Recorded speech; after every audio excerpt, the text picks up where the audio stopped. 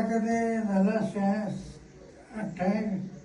एकोणनव्वद काही त्रास आहे का आता? नाही नाही, मला काही दुखत नाही, औषध नाही, फक्त ब्लड प्रेशरची गोळी 2 टाइम. ब्लड प्रेशरची गोळी 2 टाइम. 2 एक सकाळी time. संध्याकाळी. बाकी काही नाही. मग 100 पुरवणार.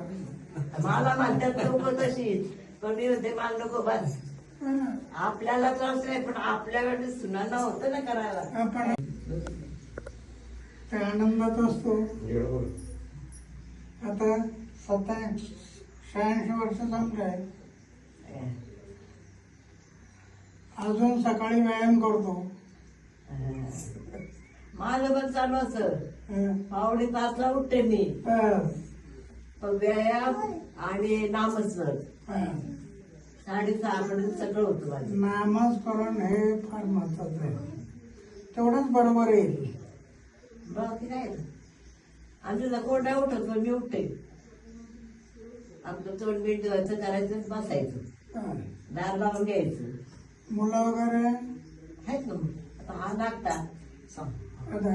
धाकटा आहे. पूर्ण आता फक्त नामस्मरण. नामस्मरणाचा आनंद आहे. मी म्हणलं पोरं पाहिजे, बाकीचं काही नकोय. आणि हे सुद्धा कोणी राहत नव्हते. पोरीचं लग्न 15 दिवसावर आलं. मी काही नाही म्हटलं, मला फिरायला जमणार नाही. सासू काय म्हणते, आणि वाडीचे लोक गुलाबराव सुरे ते माहिती ना, ठीक आहे म्हणजे तुम्ही काय काळजी करू नका, तुम्ही फिरू नका, काय नका, तुम्ही पण उभं राहायला पाहिजे.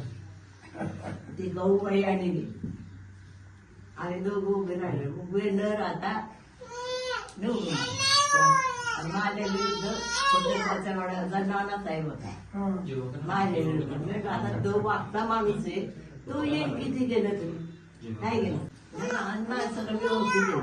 पोरं बिरं सगळे नातरुंड पतरुंड पण माझ्यासाठी झाल्यात. संस्कार महत्वाचे. संस्कार हे लहान वयापासून झाले म्हणून